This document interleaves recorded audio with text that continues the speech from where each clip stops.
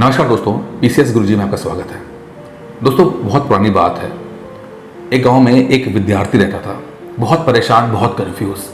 उसको लगता था कि उसके जीवन में कभी भी कुछ अच्छा नहीं होगा, उसे कभी खुशियां नहीं मिलेंगी और उसका पूरा जीवन बस कष्ट में ही रह जाएगा।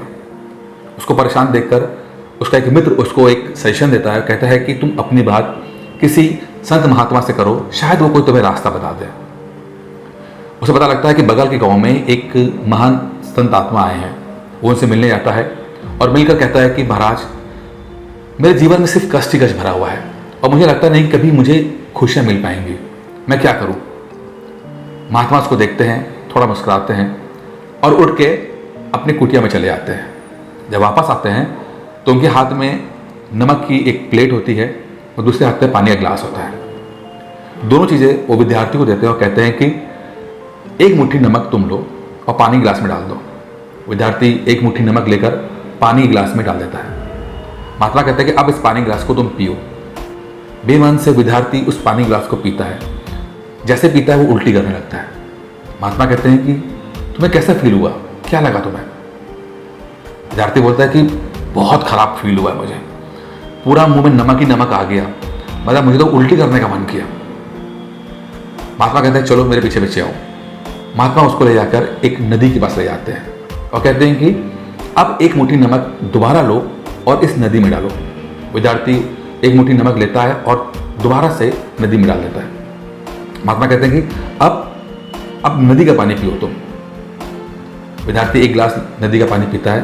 महात्मा कहते हैं कि तुम्हें अब कैसा फील हुआ। कहते हैं ठीक है, तो मजा आ गया, बहुत ठंडा पानी है, बहुत मीठा पानी है, ऐसा ठंडा पानी मीठा पानी तो मैंने जीवन में कभी पिया ही नहीं है। महात्मा कहते हैं कुछ तुम्हें समझ में आया, यहां पर नमक है तुम्हारे कष्ट और पानी का गिलास या नदी जो है वो है तुम्हारा धैर्य। जीवन में कष्ट उतने ही रहते हैं, लेकिन तुम्हारा धैर्य कितना है बस इस बात से मैटर करता है। जब तुम्हारा धैर्य बहुत कम होता है, छोटा सा होता है, जैसे पानी का गिलास छोटा सा होता है, अगर तुम्हारा वैसा धैर्य है तो जब कष्ट उसमें जाएंगे तो तुम्हें सिर्फ कष्ट ही कष्ट दिखाई देंगे। लेकिन जब तुम्हारे जीवन का एम बढ़ा होगा, तुम्हारे जीवन में अपने आप को तुम महत्व दोगे और धैर्यपूर्वक उस काम में लगे रहोगे, तो वही जो कष्ट, जो एक मुट्ठी नमक है, वही जो बहुत तुम्हें तकलीफ दे रहे हैं, तुम्हें कष्ट महसूस ही नहीं होगा। तो तुम्हारा धैर्य कितना है इस बात पे डिपेंड करेगा कि तुम्हें वो कष्टों का एहसास होता है या नहीं होता है। अगर तुम्हारा धैर्य कम है तो तुम्हें बहुत कष्ट महसूस होंगे, तुम्हें लगेगा तुम्हारा जीवन बर्बाद है, तुम्हारा कुछ नहीं हो सकता, तुम्हें कभी खुशियां नहीं मिलेंगी। लेकिन अगर तुम्हारे पास असीम धैर्य है, पेशेंस है, हिम्मत है, तो जो जब भी कोई कष्ट आएगा तो उसको तुम बहुत अच्छी तरीके से हैंडल कर ले जाओगे। कुछ ऐसी ही हम लोगों की तैयारी भी होती है। जिन स्टूडेंट्स का धैर्य ज़्यादा होता है वही लोग पीसीएस में सिलेक्शन पाते हैं। कष्ट वो तो होना ही है, जीवन इंसान योनि में पैदा हुए हैं तो कष्ट तो आएंगे ही आएंगे। सांसारिक बंधन पे कष्ट आएंगे ही आएंगे, परिवार से जुड़े हैं तो कष्ट आएंगे ही आएंगे, सबको आते हैं। अगर आपको आ रहे तो आप कोई अनोखा नहीं है, सबको आते हैं। लेकिन आपका धैर्य कैसा है, पानी एक गिलास की तरह है कि नदी की तरह है। अगर पानी एक गिलास की तरह है तो आप अपने जीवन में सिर्फ अपने कष्ट ही महसूस कर रहे होंगे। कोई भी व्यक्ति आपसे बात करता होगा तो आपको लगता होगा कि वो बस सारा कष्ट मैं उसको बता दूं कि देखो मैं कितना दुखी हूं और मुझसे ज़्यादा मनहूस इंसान तो दुनिया में कोई पैदा नहीं हुआ। मेरे फैमिली में सपोर्ट नहीं करती, मेरे पास पैसे नहीं है, मेरे पास हेल्थ का मसला है, मैं पढ़ नहीं पा रही हूँ, पैसे की उधारी मेरे पास हो गई है और मैं निकल नहीं पा रहा हूँ यहाँ से।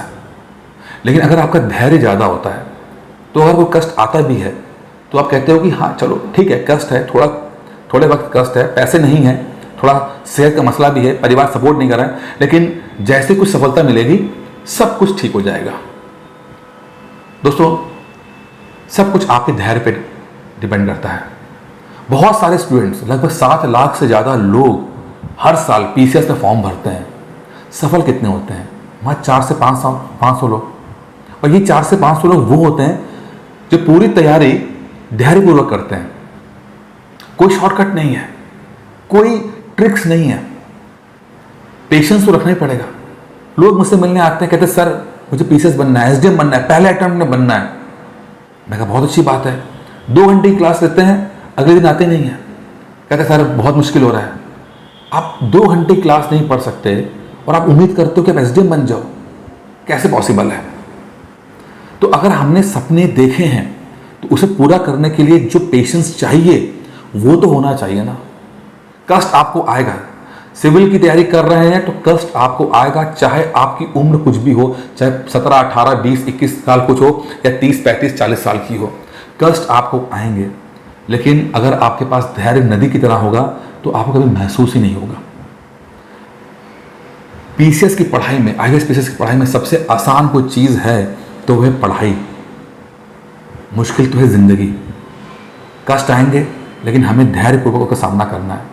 अगर हम वो धैर्यपूर्वक उसका सामना कर ले गए, यकीन मानिए आपको ये पढ़ाई इतनी हल्की और इतनी आसान लगेगी कि आपका अपने आप सिलेक्शन हो जाएगा।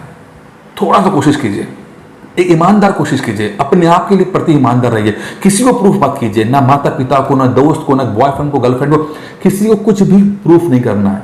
आपको बस अपने को प्रूफ करना है, बस आपको मजा आना चाहिए। आप अपने प्रति ईमानदार रहो, आप जो भी पढ़ो, जितना पढ़ो, जैसा पढ़ो, बस आपको लगे कि आपने जो पढ़ा है वो ईमानदारी से पढ़ा है। अब आपका सिलेक्शन हो रहा है या नहीं हो रहा है या कुछ हो रहा है, वो अलग चीज़ है। थोड़ा सा पेशेंस रखिए। ये एग्जाम को बनाया ही ऐसा गया है कि इसमें सिर्फ और सिर्फ पेशेंस रखने वाले लोग ही सफल हो पाएंगे। ज़्यादा इंटेलिजेंट वाले लोग कभी सफल नहीं होते हैं। आईएएस पीसीएस में कभी भी वो लोग आईएएस पीसीएस नहीं बनते जो बहुत इंटेलिजेंट होते हैं, पर जिनका पेशेंस ज़्यादा होता है, धैर्य ज़्यादा होता है, वही लोग आईएएस पीसीएस बनते हैं।